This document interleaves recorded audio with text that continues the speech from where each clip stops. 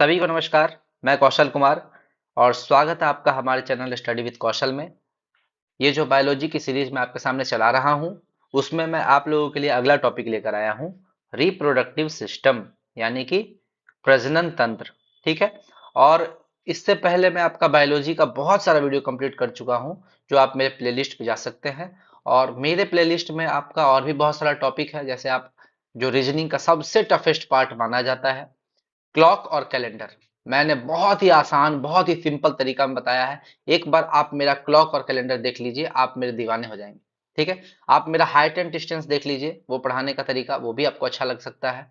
ठीक है। और धीरे धीरे मैं आपका मैथ साइंस का भी एक एक टॉपिक जो मुझे लगेगा टफेस्ट टॉपिक है, मैं टफेस्ट टॉपिक को ही पढ़ाता हूँ, इजी टॉपिक नहीं। ठीक है। तो आप टफेस्ट टॉपिक को जाके मेरे चैनल पे देख सकते हैं। है जितना भी प्लेलिस्ट बना हुआ है, बिहार जी का भी प्लेलिस्ट बना हुआ है, आप जाके उसमें देख सकते हैं कि मेरे पढ़ाने का तरीका क्या है और दूसरे के पढ़ाने के तरीका से आप कंपेयर कर सकते हैं। बिहार जी के जो है, इससे आसान तरीका में आपको कोई नहीं बताएगा।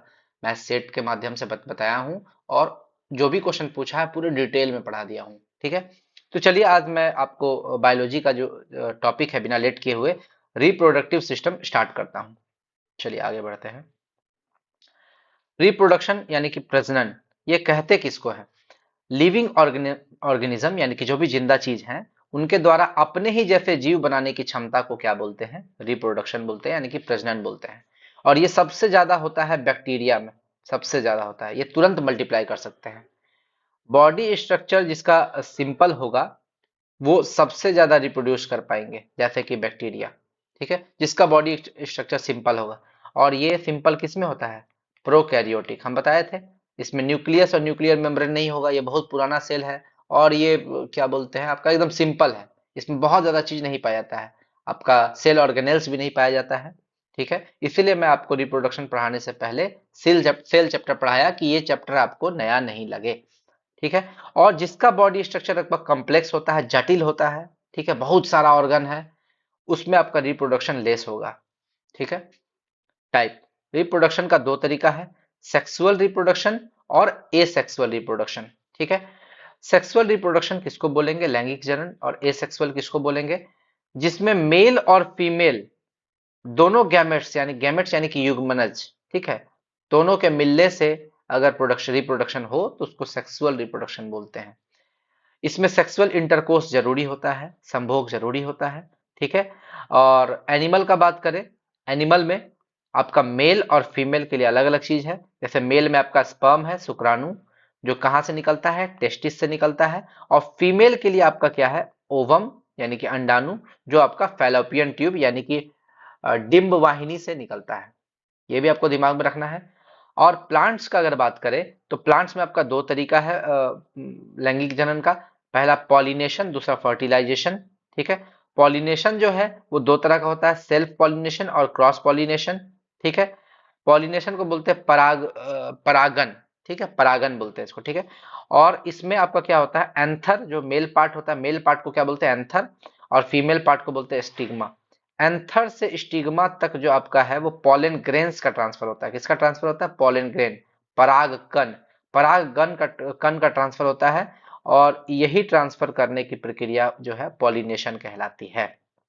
और ये परागकण का ट्रांसफर कैसे हो सकता है? विंड से, हवा से, वाटर से, एनिमल से, इंसेक्ट से। ठीक है, ये सब तरीका है, ट्रांसफर हो जाता है। और इसमें दूसरा प्रक्रिया है फर्टिलाइजेशन, जो कि पॉलिनेशन की बाद की प्रक्रिया है। अब जैसे ही वो स्टिग्मा में पहुंच गया, उसके बाद वो ओभम तक पहुंचता है और ओभम में इसका फर्टिलाइजेशन होता है। वो ये प्लांट का तरीका है। और ये प्लांट मॉर्फोलॉजी चैप्टर जो हम आपको पढ़ाएंगे, उसमें आपको डिटेल में इसके बारे में पढ़ाएंगे। आज हम लोग सिर्फ एनिमल के रिप्रोडक्टिव सिस्टम के बारे में पढ़ेंगे। प्लांट का रिप्रोडक्टिव सिस्टम जो है वो प्लांट मॉर्फोलॉजी में आपको डिटेल से पढ़ा दिया जाएगा। ठीक है। और एसेक्सुअल रिप्रोडक्शन अगला है। एसेक्सुअल रिप्रोडक्शन यानी कि अलैंगिक जनन। इसमें आपको मेल और फीमेल गैमेट्स का जरूरत नहीं होता है, no male and female gametes required. और ये आपका सिंगल पेरेंट, इसमें आपको एक ही पेरेंट काफी है बच्चा को जन्म देने के लिए। No sexual intercourse is required. और इसका आपका कौन कौन सा टाइप है? फिशन, फिशन यानी कि इसको विखंडन बोलते हैं, फिशन यानी कि विखंडन। आपको इसी में एक नाम है बाइनरी फिशन। ठीक है, फिशन तो आपका विखंडन बहुत तरीका का हो सकता है ना, वो 3 पार्ट में टूट जाए, वो 4 पार्ट में टूट जाए। लेकिन अगर वो 2 पार्ट में टूट रहा है फिशन, उसको बोलेंगे बाइनरी फिशन, द्विभाजन, द्विविखंडन, बाइनरी फिशन, बाइनरी फिशन, और ये आपका अमीबा में होता है। ठीक है। बडिंग, बडिंग को बोलते हैं मुकुलन। बडिंग जो होता है आपका हाइड्रा और यीस्ट में, बताए थे आपको एक चैप्टर में, बताए थे हाइड्रा और यीस्ट में होता है। फ्रेगमेंटेशन, जिसको पुनर्जनन बोलते हैं, फ्रेगमेंटेशन क्या बोलते हैं, पुनर्जनन। ठीक है। और वेजिटेटिव प्रोपेगेशन यानी कि कायिक प्रवर्धन, देखते होंगे गुलाब का पेड़ का डंटी काट के उसमें आप दूसरा फूल का पौधा लगा दिए, वो वेजिटेटिव प्रोपेगेशन आता है। ठीक है। तो इस चारों चीज को अब यहाँ डिटेल से पढ़ते हैं। सबसे पहले एसेक्सुअल रिप्रोडक्शन देखेंगे कि क्या क्या तरीका है, फिर सेक्सुअल रिप्रोडक्शन देखेंगे। सेक्सुअल में भी हम लोग सिर्फ एनिमल देखेंगे, प्लांट का पॉलिनेशन और रिप्रोडक्शन हम लोग बाद में देखेंगे प्लांट मॉर्फोलॉजी में। ठीक, आगे बढ़ते हैं। फिशन यानी कि विखंडन, ये आपका एक मॉलिक्यूल जो है वो टूट कर आपका दो मॉलिक्यूल में टूटेगा या तीन मॉलिक्यूल में टूटेगा। जैसे कि ये हमेशा यूनिसेलुलर जीव में होता है, ये फिशन हमेशा यूनिसेलुलर यानी कि एक कोशिकीय जीव में होगा। ठीक है। इसमें सेल का कोई पार्ट, एक पार्ट अलग होकर नया सेल बना देता है, और नया सेल जो भी बनेगा उसको देखिएगा सन सेल नहीं बोलते हैं, डाउटर सेल बोलते हैं। ठीक है, इसको याद रखिएगा। जब भी आप रिप्रोडक्शन चैप्टर पढ़िएगा, जेनेटिक्स चैप्टर पढ़िएगा, तो आपको जो भी नया सेल बनेगा उसको डाउटर सेल ही बोला जाता है। ठीक, डाउटर सेल। और इसका एग्जाम्पल ये होता किसमें फिशन, ये आपको सबसे जरूरी है, होता किसमें है, amoeba paramecium euglena, amoeba paramecium euglena. Amoeba में आपका केंद्रक का विभाजन होता है। ठीक है, आधा आधा डिवाइड हो जाता है। ठीक है, या तो आधा भी कर सकता है या तो आधा से ज्यादा भी कर सकता है, हाफ से 1 घंटा, मतलब कि आधा घंटा से 1 घंटा उसको टाइम लगता है। पैरामीशियम का बात करें तो ये चप्पल के आकार का होता है, चप्पल के आकार का। ठीक है, और इसमें बाइनरी फिशन होता है। यूग्लिना का बात करें तो इसमें भी आपका फिशन होता है, और ये इसमें क्या होता है, सबसे पहले न्यूक्लियस का माइटोसिस होगा, न्यूक्लियस का क्या होता है, माइटोसिस, और फिर उसके बाद सेल का डिवीजन होता है। सबसे पहले न्यूक्लियस का माइटोसिस होगा, फिर सेल का डिवीजन होगा।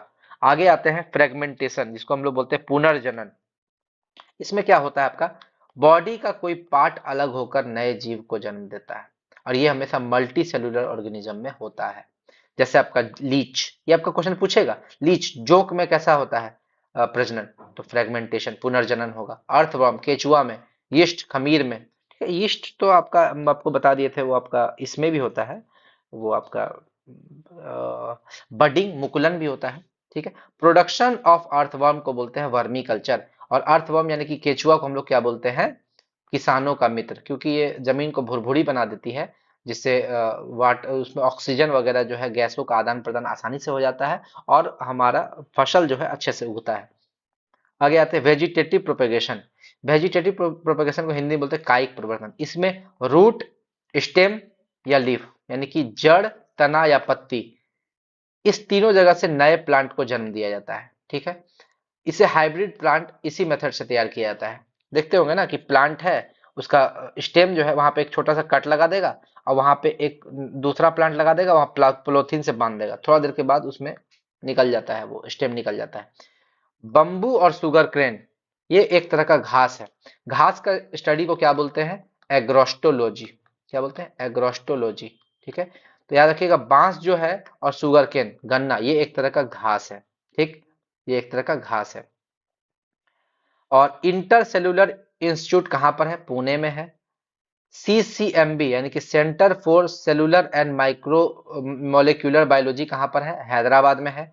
Indian food technology research institute, ये कहां पर है, मैसूर में है। गन्ना अनुसंधान केंद्र, गन्ना अनुसंधान केंद्र कहां पर है, लखनऊ में है।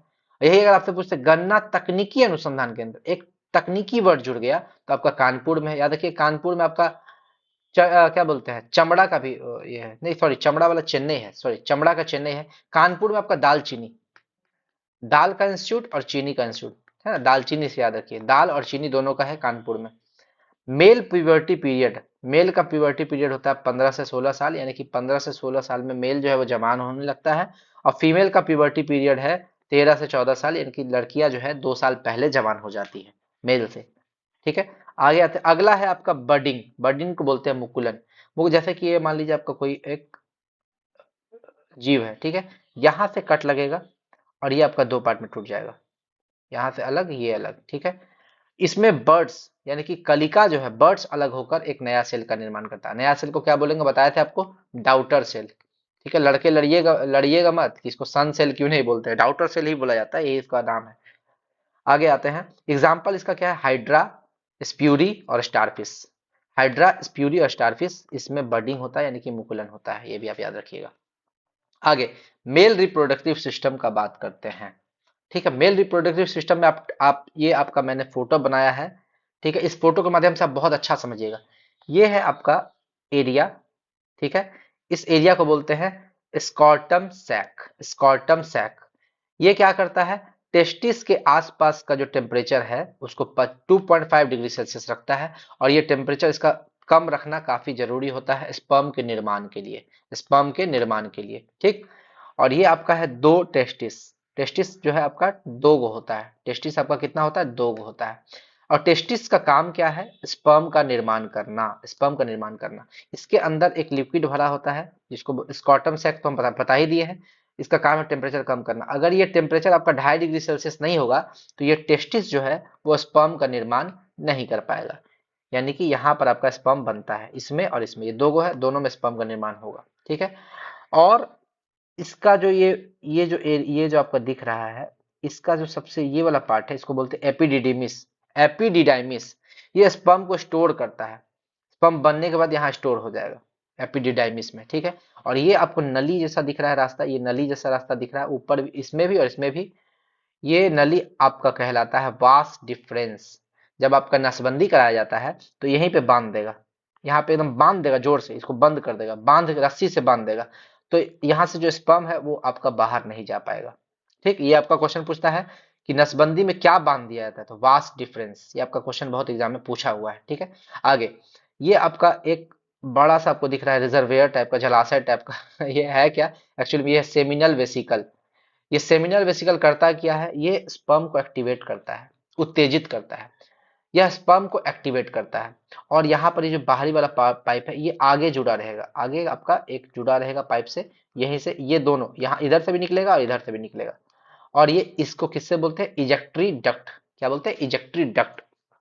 ये आपका मेल रिप्रोडक्टिव सिस्टम हम पढ़ा रहे हैं, उसमें ये आपको डिटेल से बताया जा रहा है। चलिए आप देखते हैं, जब एक बार शुक्राणु बन जाता है, स्पर्म बन जाता है, वो स्पर्म कहाँ बनता है, टेस्टिस में, तो वह 30 दिन तक नष्ट नहीं होता है। कितना दिन तक नष्ट नहीं होता, 30 दिन तक नष्ट नहीं होता है। जबकि फैलोपियन ट्यूब में, महिलाओं का बात करें तो फैलोपियन ट्यूब में जो शुक्राणु है वो 72 घंटा में ही नष्ट नष्ट हो जाएगा, क्योंकि वो शरीर से बाहर निकल गया, शरीर के अंदर है तो वो 30 दिन तक नष्ट नहीं होता। क्यों, क्योंकि यहाँ स्कॉटम सैक जो है उसका टेम्परेचर 2.5 डिग्री सेल्सियस बनाए हुए है। ठीक, लेकिन जैसे शरीर से बाहर निकल के वो फैलोपियन ट्यूब में जाएगा वो 72 घंटा में ही नष्ट हो जाता है। ठीक है, और ओवम जो है फैलोपियन ट्यूब में 24 घंटा तक एक्टिवेट रहता है, 24 घंटा तक वो एक्टिवेट रहता है। टेस्टिस देखिए, टेस्टिस को शुक्राणु के निर्माण करने के लिए एक्साइट कौन करता है, टेस्टोस्टेरोन हार्मोन। और हम आपको बताए थे कि पुरुषों में टेस्टोस्टेरोन हार्मोन की कमी से और महिलाओं में एस्ट्रोजन हार्मोन की कमी से एक बीमारी हो जाता है जिसको बोलते हैं ऑस्टियोपोरोसिस। हड्डी आपकी खोखली हो जाती है और इसको साइलेंट किलर डिजीज भी बोलते हैं, साइलेंट किलर डिजीज। ठीक है, टेस्टिस के आसपास यदि टेम्परेचर ज्यादा हो तो स्पर्म डिस्ट्रॉय हो जाएगा, बताए थे 30 दिन तक वो बच ही नहीं पाएगा। वास्ट डिफरेंस का कार्य है स्पर्म को सेमिनल वेसिकल तक पहुंचाना, यही सेमिनल सेमिनल वेसिकल आपको एक्टिवेट करता है स्पर्म को, हम बताए थे। ठीक है, पुरुष नसबंदी में वास्ट डिफरेंस को बांध दिया जाता है। सेक्सुअल इंटरकोर्स के अंत में आपका संभोग के लास्ट में आपका इजेक्टरी डक्ट से सीमेन के रूप में आपका स्पर्म निकलता है, और ये 2.5 से 3.5 ml निकलता है। और एक ml में आपका 20 से 40 करोड़ स्पर्म हो सकते हैं एक बार में, 20 से 40 करोड़ स्पर्म।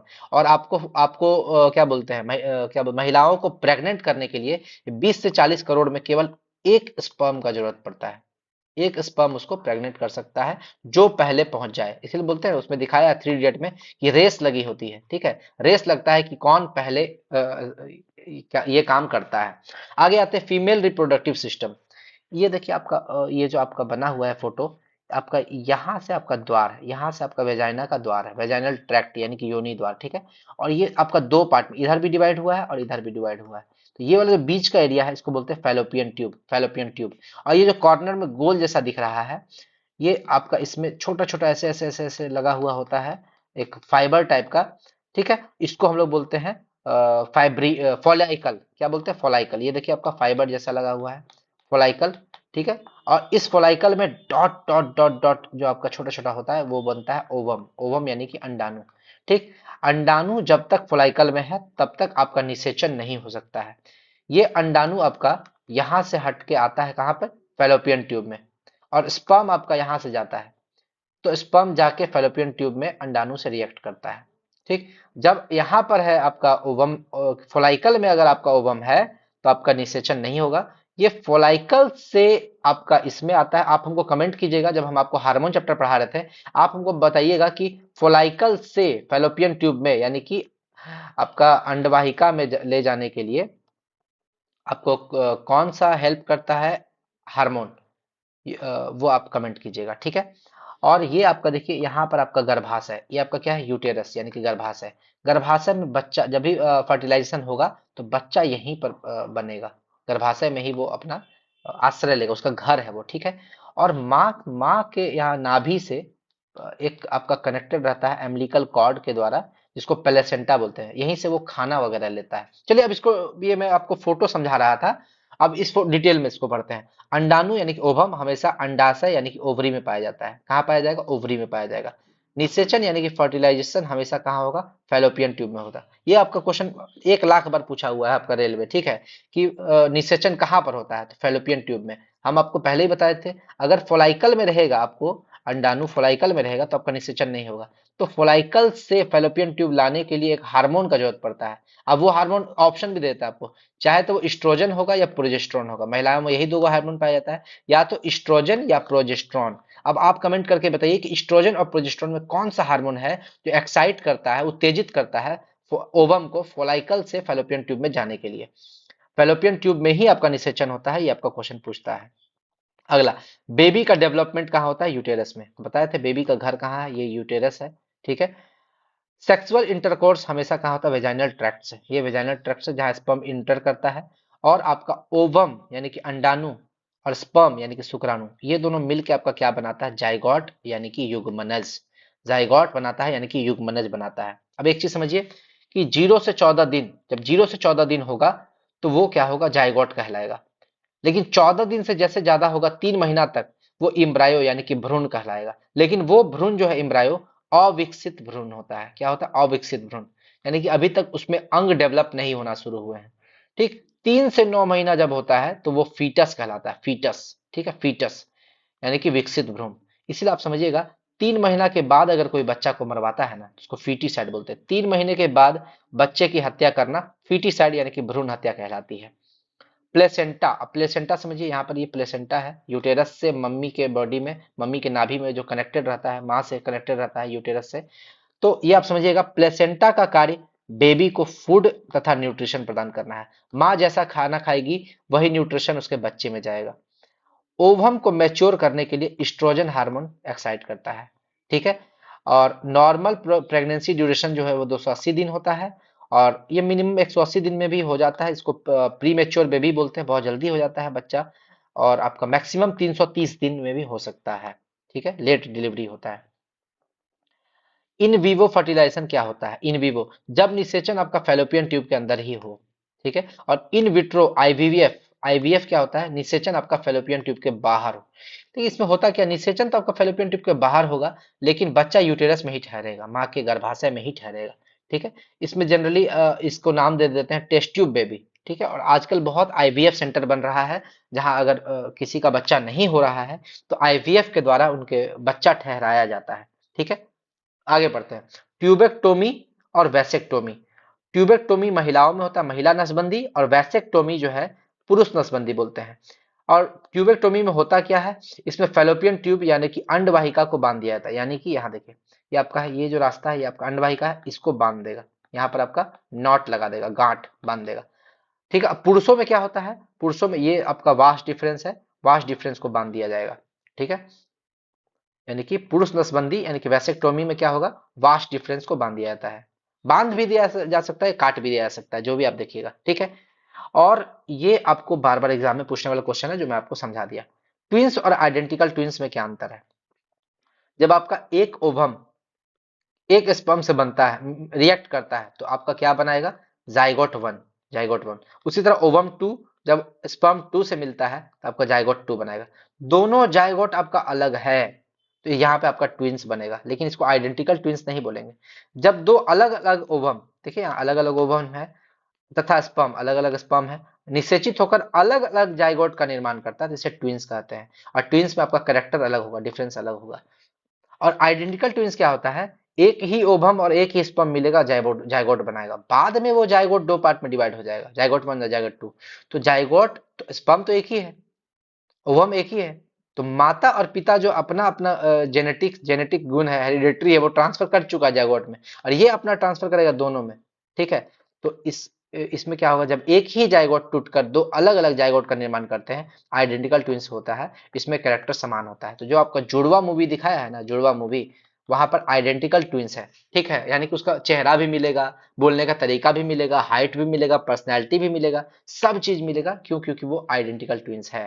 तो बहुत बार देखिएगा बच्चा जुड़वा पैदा हुआ है, ठीक है, लेकिन चेहरा अलग है दोनों का, है, तो वहां पर आइडेंटिकल ट्विंस, सिर्फ उसको ट्विंस बोलेंगे। ठीक। कंसेप्ट क्या है, देखिए अब कंसेप्ट क्या है फर्टिलाइजेशन का। हम लोग के शरीर में 23 पेयर क्रोमोजोम पाए जाते हैं, क्रोमोजोम यानी कि गुणसूत्र। ठीक है, 23 पेयर, इसमें से 22 पेयर सेम होता है, पुरुष हो या महिला हो 22 पेयर सेम होगा। और वो सेम पेयर क्या होता है, एक्स एक्स यानी कि ऑटोसोम, ये सेम होगा, बहुत मेल और फीमेल दोनों में सेम पाया जाता है। 23वां पेयर जो होता है, सबसे लास्ट वाला पेयर, उसको एलोसोम बोलते हैं। क्या बोलते हैं? एलोसोम।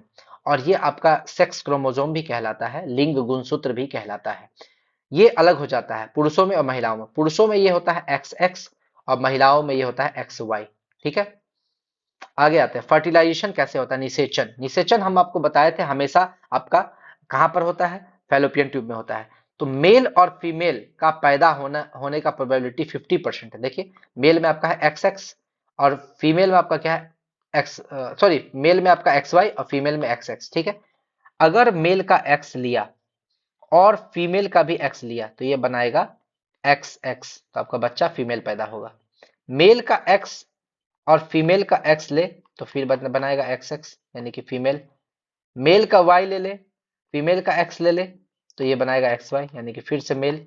और मेल का वाई और फीमेल का एक्स, एक्स वाई मेल, यानी कि दो चांस है फीमेल बनने का, दो चांस है मेल बनने का, यानी कि चार में से दो मेल बन सकता है, दो फीमेल बन सकता है, यानी कि मेल और फीमेल होने का चांस आपका 50% है प्रोबेबिलिटी।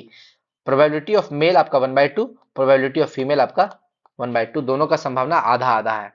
ठीक है, और मियोसिस जो है ये आपका हम बताए थे, मिटोसिस और मियोसिस। मिटोसिस जो है, मिटोसिस ये जो सेल डिवीजन का टाइप है, ये आपका बॉडी सेल में होता है। कहां पर होता है? बॉडी सेल में, बॉडी सेल में। ठीक है, जब भी आपका बॉडी सेल का ग्रोथ करना हो तो वहां मिटोसिस होता है। लेकिन लेकिन मियोसिस जो है, मियोसिस ये होता है आपका, मियोसिस हमेशा सेक्स सेल में। ठीक है, जब आपको बच्चा पैदा करना हो तो मियोसिस होगा। अर्धसूत्री विभाजन, ठीक है, इसमें क्रोमोजोम का निषेचन के दौरान बराबर बराबर विभाजन होता है। ठीक है, और ये आपको हम आपको बता देंगे, मियोसिस और मिटोसिस आगे पूरे डिटेल में बताएंगे। ट्रांसजेंडर कैसे पैदा होता है। ट्रांसजेंडर का बात करें, इसको हम लोग लियन लियन फेल्टर सिंड्रोम भी बोलते हैं। ये 23rd पेयर जो आपका एलोसोम होता है, उसमें उसमें आपका डिफेक्ट हो जाता है। पहला ओवम, दूसरा ओवम और एक स्पर्म, दो ओवम और एक स्पर्म मिलेगा, तो एक ओवम से आपका एक्स लेगा, दूसरा ओवम से आपका एक्स लेगा, तीसरा आपका स्पर्म से वाई लेगा, तो एक्स एक्स वाई बना देता है। ठीक है, जब दो अंडाणु का मेल स्पर्म से एक साथ निषेचन हो तो इस कंडीशन में मेल संतान जो है वो मेल पैदा होते हैं लेकिन रिप्रोड्यूस नहीं कर पाएंगे। इस संतान को ट्रांसजेंडर बोलते हैं। इस बीमारी को लियन फिल्टर सिंड्रोम बोलते हैं। आप मेरा बीमारी वाला वीडियो देखिएगा, उसमें पूरे डिटेल में बताया हूँ। Klinefelter syndrome, Turner syndrome, Down syndrome, Patau syndrome, सारा आपको मैं डिटेल में बता चुका हूँ। और ये 23वां पेयर में होता है। इस बीमारी में जो मेल को फीमेल जैसे लक्षण आने शुरू हो जाते हैं, और इसमें मेल को क्या बोलते हैं, सुपर मेल। ये मेल बच्चा पैदा नहीं कर पाता है। तो आप ट्रांसजेंडर का प्रक्रिया भी आप समझ लिए। ठीक है, टर्नर सिंड्रोम क्या होता है, ये 23वां पेयर में होता है। ठीक, 45, इसमें देखिए, इसमें आपका क्या है, जो एक्स एक्स एक्स वाई है उसके एक्स एक्स वाई हो गया, यानी कि आपका 23वां पेयर में 46 की जगह आपका 47 क्रोमोजोम हो गया। ठीक है, और टर्नर सिंड्रोम में जो है वो आपका 23वां पेयर ट्राइसोमी इसको बोलते हैं, इसमें टोटल 45 क्रोमोजोम पाया जाएगा। 23वां पेयर में आपका दो की जगह केवल एक क्रोमोजोम पाया जाएगा, यानी कि एक्स एक्स की जगह केवल एक्स पाया जाएगा। इसमें 46 की जगह 45 क्रोमोजोम पाया जाएगा, ठीक है। और ऐसी फीमेल्स रिप्रोड्यूस नहीं कर पाती है, और ये आपका फीमेल में होता है। जैसे आपका लियन फिल्टर जो है आप पढ़े थे, ये मेल में होता है ट्रांसजेंडर। उसी तरह टर्नर सिंड्रोम जो है हमेशा फीमेल में होता है, लेकिन वो फीमेल आपका बच्चा पैदा नहीं कर पाएंगी, रिप्रोड्यूस नहीं कर पाएंगी। अगला डाउन सिंड्रोम। डाउन यानी कि डाउन हो गए, 23 से अब नीचे आ गए। 23 से नीचे क्या है? 21, ठीक है। 21वां पेयर ट्राइसोमी है, और इसमें भी आपका 47 क्रोमोजोम होते हैं। 21st पेयर में आपका 2 यानी कि एक्स एक्स की जगह 3 यानी कि एक्स एक्स एक्स हो जाता है। और इसमें बच्चे जो है ड्वार्फ यानी कि बौने पैदा होते हैं, ड्वार्फ पैदा होते हैं। अगला है पटाऊ सिंड्रोम। पटाऊ सिंड्रोम, इसमें मैं आपको ट्रिक बताया था, तेरे को पटाऊं, ठीक है, तेरे को पटाऊं, ठीक है। तो 13 मतलब कि 13, 13वां यानी कि 13th पेयर में आपका ट्राइसोमी हो जाएगा। यानी कि 13th पेयर में 2 क्रोमोसोम जो एक्स एक्स है उसकी जगह एक्स एक्स एक्स हो जाएगा। तो यानी कि 46 की जगह आपका 47 क्रोमोसोम पाया जाएगा। और इसमें जो बच्चा पैदा होता है वो आपका मंद बुद्धि पैदा होता है, चेहरा उसका विकृत होता है, और होठ होठ कटे हुए होते हैं। होठ कटे हुए होने के कारण इसको क्लेफ्ट लिप भी बोलते हैं, क्लेफ्ट लिप डिजीज, ठीक है, क्लेफ्ट लिप डिजीज, ठीक है, ये भी आपको याद रखना है, क्लेफ्ट लिप डिजीज। आगे आते हैं types of cell division. Cell division का टाइप हम लोग देख लेते हैं। एमिटोसिस, मिटोसिस और मियोसिस। एमिटोसिस को बोलते हैं असूत्री विभाजन, मिटोसिस को बोलते हैं समसूत्री विभाजन, और मियोसिस को बोलते हैं अर्धसूत्री विभाजन। एमिटोसिस जो है ये हमेशा प्रोकैरियोटिक सेल में होता है, यानी कि आपका प्रिमिटिव सेल, पुराना सेल में होगा, जो अनडेवलप्ड सेल है, जिसमें आपका न्यूक्लियस और न्यूक्लियर मेम्ब्रेन नहीं पाया जाएगा, इसमें हिस्टोन प्रोटीन नहीं पाया जाएगा, सेल ऑर्गेनेल्स नहीं पाया जाएगा, और इसमें राइबोसोम जो है वो 30S, 50S और 70S टाइप का होगा। ये सब मैंने आपको सेल चैप्टर में बता दिया है। और हम बताए थे ये हमेशा यूनिसेलुलर एक कोशिकीय जीव में होता है एमिटोसिस, यानी कि असूत्री विभाजन। इसमें क्या होता है? साइटोप्लाज्म यानी कि कोशिका द्रव्य का कोई पार्ट अलग होकर नया सेल बनाता है। नया सेल को हम लोग बताए थे क्या बोलेंगे? डाउटर सेल, ठीक है। ये किसमें होगा एमिटोसिस? ये हमेशा होगा amoeba, paramecium, Euglena, yeast, bacteria, protozoa, blue green algae. Blue green algae को ही बोलते हैं साइनोबैक्टीरिया, ठीक है। तो ये ए मिटोसिस आपका पूरा पढ़ा दिया गया। आगे आते हैं मिटोसिस यानी कि समसूत्री विभाजन। समसूत्री विभाजन यानी कि वो इक्वल डिवीजन होगा क्रोमोसोम का। इसके खोज करता है फ्लेमिंग। डब्ल्यू फ्लेमिंग ये हमेशा यूकैरियोटिक सेल में होता है, यानी कि आपका डेवलप्ड सेल में होगा। डेवलप्ड, इसमें न्यूक्लियस और न्यूक्लियर मेम्ब्रेन भी पाया जाएगा। और इसमें जो आपका राइबोसोम होगा वो 40S, 60S और 80S टाइप का राइबोसोम पाया जाएगा। और इसमें आपका सेल ऑर्गेनेल्स भी पाया जाएगा, सेल ऑर्गेनेल्स। और इसमें जो आपका है, आपका प्रोटीन पाया जाएगा, हिस्टोन प्रोटीन, हिस्टोन प्रोटीन इसमें पाया जाएगा, ठीक। और डिफरेंस आपको देखना है तो आप जाके देख लीजिए मेरा सेल वाला चैप्टर, आपको प्रोकैरियोटिक और यूकैरियोटिक में सारा डिफरेंस बता दिया जाएगा। मिटोसिस हमेशा बॉडी सेल में होता है, और मियोसिस हमेशा सेक्स सेल में होता है, सेक्स सेल में होता है, ठीक। ये भी आपको ध्यान रखना है, ठीक। इसमें डिवीजन के बाद क्रोमोसोम यानी कि गुणसूत्रों की संख्या समान रहती है। जब भी क्रोमोसोम आपका सेम रहेगा, आपका जेनेटिक वेरिएशन नहीं दिखेगा, नो जेनेटिक वेरिएशन सीन। जैसे कि आपका पेरेंट्स पेरेंट्स जो था उसका 46 क्रोमोसोम है, उसका दो गो बच्चा पैदा होगा, तो उसका क्रोमोसोम भी 46 ही होगा, यानी कि क्रोमोसोम आपका सेम है। तो यानी कि एक पेरेंट्स 2 डाउटर सेल का निर्माण करते हैं। इसे नंबर ऑफ सेल्स आपका कितना बनेगा? 2n, 2n बनेगा, 2n, ठीक है। और ये 4 फेज में होता है। ये चारों फेज में आपको बाद में बताऊंगा, पहले आपको याद रखिए ये 4 फेज में होता है। मियोसिस, मियोसिस का बात करते हैं, इसकी खोज करता है फॉर्मर और मुर्रे। ये हमेशा सेक्स सेल में होता है। इसमें नंबर ऑफ क्रोमोसोम जो है हाफ हो जाता है, क्या होता है? आधा हो जाता है। इसलिए इसमें जेनेटिक वेरिएशन देखने को मिलता है। हो सकता है कि आपका पेरेंट्स का गुण जो है बच्चा में ना मिले। और इसमें पेरेंट्स सेल से 4 डाउटर सेल का निर्माण होता है। यानी कि पेरेंट्स का अगर 46 है तो 4 गो डाउटर बनेगा, ठीक है, यानी कि 4n बनेगा, 4n।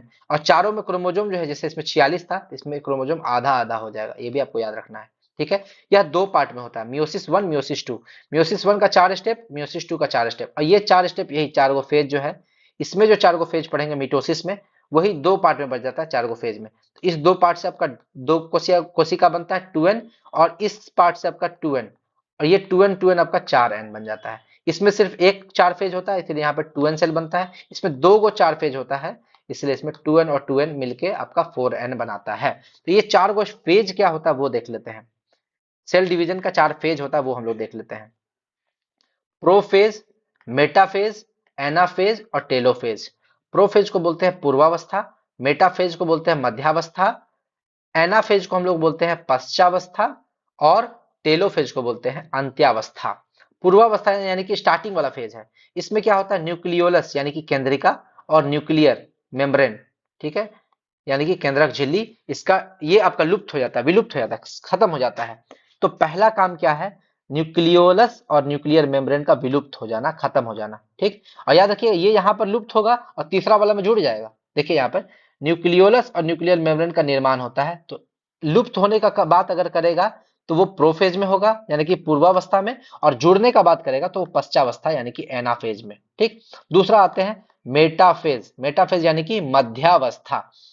यह कोशिका विभाजन की सबसे लंबी अवस्था होती है, इसको भी मैं आपको अंडरलाइन कर देता हूँ, सबसे लंबी अवस्था, ठीक है, सबसे लंबी अवस्था है। और इस अवस्था में आपका क्रोमेटिन नेटवर्क जो है, हम बताए थे आपको क्रोमेटिन नेटवर्क होता है, वो क्रोमेटिन नेटवर्क सिकुड़कर क्रोमोजोम में बदलती है। आपसे पूछेगा कि क्रोमोजोम का निर्माण किस में होता है, तो मेटाफेज में होता है। और क्रोमोजोम बनाता तो है लेकिन फिर ये नया क्रोमोजोम बना देता है, जो पुराना क्रोमोजोम है वो डिवीजन होकर टूटकर नया क्रोमोजोम बना देगा। एनाफेज, एनाफेज यानी कि पश्चावस्था, इसमें दो न्यूक्लियस का निर्माण होता है, ठीक, एक पुराना वाला न्यूक्लियस, एक नया वाला न्यूक्लियस। यह स्पिंडल फाइबर प्रोटीन का बना होता है। आपसे पूछेगा एनाफेज जो है वो किसका बना होता है, इसमें न्यूक्लियस जो है वो किसका बना होता है, स्पिंडल फाइबर का। और इसमें न्यूक्लियस के डिवीजन में हेल्प करता है। ये स्पिंडल फाइबर किस में हेल्प करता है, न्यूक्लियस के डिवीजन में, यानी कि न्यूक्लियस का डिवीजन होगा और दो चीज बनेगा, न्यूक्लियोलस और न्यूक्लियर मेम्ब्रेन का निर्माण होता है। किस फेज में, एनाफेज में। आगे आते हैं टेलोफेज। टेलोफेज का बात करते हैं तो ये अंत्यावस्था इसको बोलते हैं, अंत्यावस्था। इसमें क्या होता है, साइटोप्लाज्म यानी कि कोशिका द्रव्य, साइटोप्लाज्म का विभाजन होता है और अंत में दो गो नया सेल का निर्माण होता है। तो फाइनली दो गो नया सेल का निर्माण कहां पर होगा, टेलोफेज यानी कि अंत्यावस्था में। अब आपसे क्वेश्चन कैसा पूछ सकता है कि न्यूक्लियस और न्यूक्लियोलर मेम्ब्रेन कहां पर चेंज होता है, प्रोफेज में। अगला क्वेश्चन पूछेगा सबसे लंबी अवस्था, तो मेटाफेज। अगला क्वेश्चन पूछेगा क्रोमोसोम का निर्माण कहां पर होता है, गुणसूत्र का निर्माण, मेटाफेज में। अगला क्वेश्चन पूछेगा आपको न्यूक्लियोलस और न्यूक्लियर मेम्ब्रेन कहां पर बनेगा, एनाफेज में। दो नया सेल का निर्माण कहां पर होता है, टेलोफेज में। टोटल निर्माण का कितना फेज है, चार फेज, ठीक है। आगे आते हैं स्टेप्स ऑफ फर्टिलाइजेशन। फर्टिलाइजेशन का आपका जो स्टेप है वो भी आपसे पूछ सकता है कि कितने स्टेप में होता है। तो आपका पहला स्टेप है गैमेटोजेनेसिस यानी कि युग्मक जनन, ठीक है। इस प्रक्रिया में क्या होता है, मेल का जो स्पर्म है वो फीमेल के ओवम का निर्माण करता है, ठीक है। मतलब मेल में स्पर्म का निर्माण होगा और फीमेल में आपका ओवम का निर्माण होगा, यानी कि पुरुषों में स्पर्म का निर्माण, हम बताए थे पुरुषों में स्पर्म का निर्माण कौन करेगा, टेस्टिस, और महिलाओं में ओवम का निर्माण कौन करेगा, फोलाइकल। कौन करेगा, फोलाइकल। फोलाइकल में ही आपका ओवम रहता है। और फोलाइकल से फैलोपियन ट्यूब, मैं आपको बार बार कमेंट कर रहा हूँ, फोलाइकल से फैलोपियन ट्यूब जाने के लिए कौन सा हार्मोन आपका हेल्प करता है, एस्ट्रोजन या प्रोजेस्टेरोन, आप बताइएगा, ठीक है। और स्पर्म का निर्माण टेस्टिस में होता है, कौन हेल्प करता है, टेस्टोस्टेरोन। और ओवम का निर्माण जो है ओवरी में होता है। ओवरी कहाँ पाया जाता है, फोलाइकल में। और इसका निर्माण में एस्ट्रोजन हार्मोन हेल्प करता है। तो देखिए हम आपको बता ही दिए, एस्ट्रोजन हार्मोन आपको हेल्प करता है। ओव्यूलेशन, इसको क्या बोलते हैं, ओव्यूलेशन।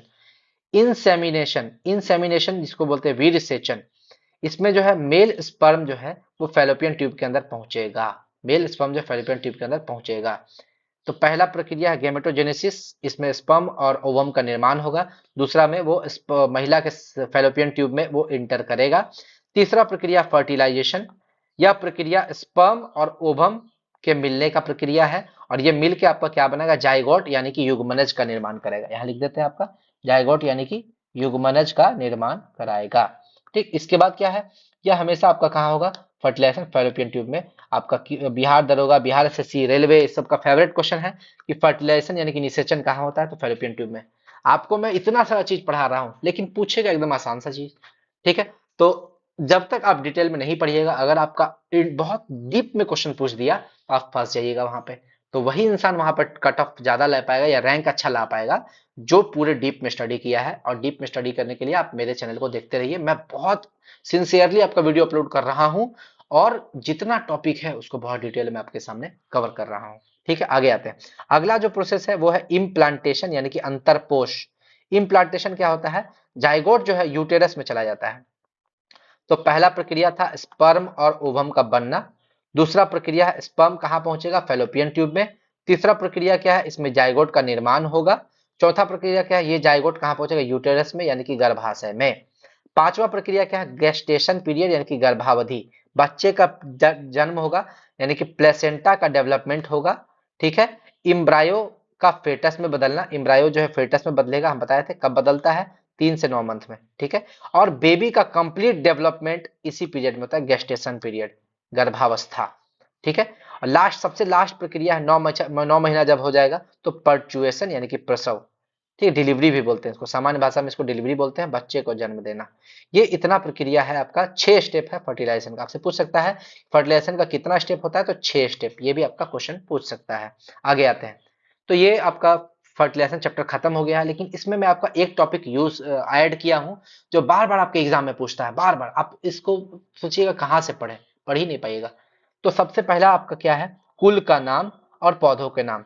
जैसे बांस, बांस जो है वो किस कुल का पौधा है, तो पोएसी कुल का पौधा है, पोएसी। ग्रेमिनी कुल में कौन आ जाता है, सभी अनाज, जितने भी अनाज आपके हैं वो ग्रेमिनी कुल के पौधे हैं। ठीक है, रेनन कुलेसी, रेनन कुलेसी आपका काला जीरा, काला जीरा जो है आपका किस कुल का पौधा है, रेनन कुलेसी। क्रूसीफेरा कुल का पौधा कौन कौन है, मूली, सलजम, सरसों, फूलगोभी, मूली, सलजम, सरसों, फूलगोभी। मालवेसी कुल का पौधा, मालवेसी कुल का पौधा है कपास और भिंडी, कपास और भिंडी। लेगुमिनस, लेगुमिनस से समझिए दाल।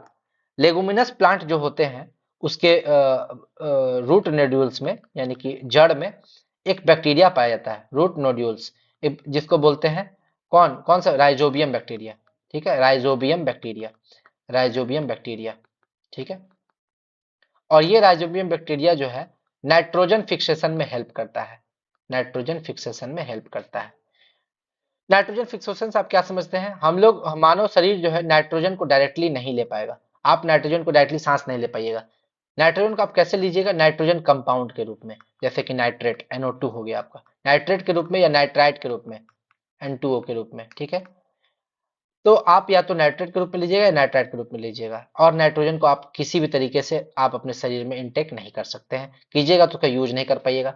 और इसी नाइट्रोजन को यूजफुल कंपाउंड नाइट्रेट या नाइट्राइट में बदलने की प्रक्रिया को क्या कहते हैं, नाइट्रोजन फिक्सेशन कहते हैं। ठीक है, आगे आते हैं, तो ये लेगुमिनस प्लांट जो है, दाल याद रखिएगा, दाल, जैसे इसमें कत्था, मटर, अरहर, अरहर दाल हो गया आपका, सोयाबीन दाल में ही उसी उसी में आ जाता है आपका। ठीक है, जितना भी दाल होगा वो इसी में आ जाएगा, लेगुमिनस में मैक्सिमम दाल आपका इसमें आ जाता है। कत्था, मटर, मटर भी इसी में आ गया, याद रखिए, मटर का साइंटिफिक नाम होता है पाइसम सेटाइवम। अरहर, मूंगफली, सेम, सोयाबीन, नील, इमली, बबूल, लाजवंती, अशोक, शीशम, चना, मूंग, सबसे ज्यादा इसी में, चना दाल, मूंग दाल, अरहर दाल, सब इसी में आ जाएगा। ठीक है, आगे आते हैं, कंपोजिटी, कंपोजिटी कुल में कौन कौन आता है, सूरजमुखी, गुलदाउदी और गेंदा। ठीक है, रूटेसी, रूटेसी, नींबू, संतरा, मौसम्मी, देखिए एक एक जैसा है। और जब भी आप नींबू खाइएगा ना तो अंदर में देखिए रेसा रेसा जैसा रहता है, रेसा रेसा, रेसा जैसा रहता है। ठीक है, तो रूट के जैसा देखिए, लगेगा कि वो जड़ है। ठीक है, लगेगा कि वो नींबू का जड़ है। संतरा भी खाइएगा तो अंदर में रेसा जैसा निकला हुआ रहेगा, तो उससे आप याद रखते हैं रूटेसी, रूट मतलब जड़, जड़ जैसा दिखता है, नींबू, संतरा, मौसम्मी, आप ऐसे याद रख सकते हैं। कुकर बीटेसी, तरबूजा, खरबूजा, कद्दू, खीरा, परवल।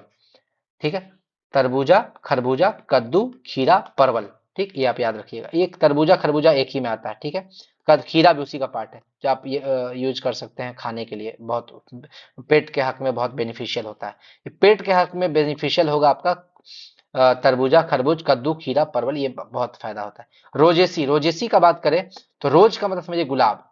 ठीक है, रोज का मतलब गुलाब, और इसमें क्या ऐड करिएगा, सेब, नाशपाती, गुलाब, रसभरी, रसभरी भी एक प्लांट होता है, वो भी आपका रोजेसी कुल में आ जाता है। मिटरेसी, मिटरेसी का बात करें तो इसमें आपका आ जाता है अमरूद, जामुन, मेहंदी और यूकेलिप्टस, अमरूद, जामुन, मेहंदी और यूकेलिप्टस। अम्बेली फेरी, अम्बेली फेरी में आपका आ जाता है गाजर, धनिया, जीरा, लौंग, सौंफ। तो आप समझे जीरा, धनिया, लौंग, सौंफ, ये तो आपका मसाला में आ गया, तो मसाला वाला पार्ट अम्बेली फेरी, अम्बेली फेरी। ठीक है, सोलेनेसी कुल में आलू, आलू में आपको याद रखिएगा सोलेनिन पाया जाता है, क्या पाया जाता है, सोलेनिन। तो इससे आप याद रख सकते हैं कि सोलेनेसी कुल में आपका आलू आ जाएगा, बैगन आ जाएगा, लाल मिर्च, टोबैको, टोमेटो, धतूरा। ठीक है, टोबैको, टोमेटो और धतूरा, आलू, बैगन, लाल मिर्च और धतूरा, ये आपका कहाँ पाया, किस कुल में पाया जाएगा? सोलेनेसी कुल का। ठीक है, तो इतना ही था मेरा ये रिप्रोडक्शन का टॉपिक जो आपको बताना था। तो आपको कैसा लगा मेरा वीडियो रिप्रोडक्शन चैप्टर? तो अगर आपको मेरा वीडियो अच्छा लगा तो आप मेरे चैनल को जरूर लाइक, शेयर और सब्सक्राइब कीजिएगा। सब्सक्राइब जरूर कीजिए, आप लोग मेरे वीडियो को देखते हैं लेकिन सब्सक्राइब नहीं करते हैं। सब्सक्राइब कीजिएगा, तभी तो मेरे सब्सक्राइबर बढ़ेंगे और मुझे वीडियो बनाने के लिए मोटिवेशन मिलेगा। मुझे मोटिवेशन देने के लिए आप लोग ही हैं, मैं जैसे आपकी हेल्प कर रहा हूँ। आप वीडियो को अपने दोस्तों को शेयर कीजिए, ज्यादा से ज्यादा लोगों को फैलाइए। अगर एक आदमी 5 लोगों को भी फैला देते हैं ना, समझिए मेरे सब्सक्राइबर 5 गुना हो जाएंगे और मैं वीडियो बनाने के लिए बिल्कुल मोटिवेट हो जाऊंगा। डेली आपके लिए वीडियो लाऊंगा और आपके तैयारी में मैं बहुत हेल्प करूंगा। ठीक है, मेरे वीडियो को देखकर ही आप समझ सकते हैं कि मैं कितनी मेहनत करता हूं आप लोगों के लिए। इसमें मैं लिखता हूं टैब में, और टैब में लिखने के बाद वो मैं आपको पढ़ाता हूँ। ठीक है, तो इतना ही था रिप्रोडक्शन, ज़्यादा मैं लेट नहीं करूंगा इस वीडियो में। तो आप मेरे चैनल को, अगर आपने मेरे लाइक नहीं किया है, शेयर नहीं किया, सब्सक्राइब नहीं किया है, तो जरूर सब्सक्राइब कर दे। और अगर आप पल पल की अपडेट के लिए बेल आइकन को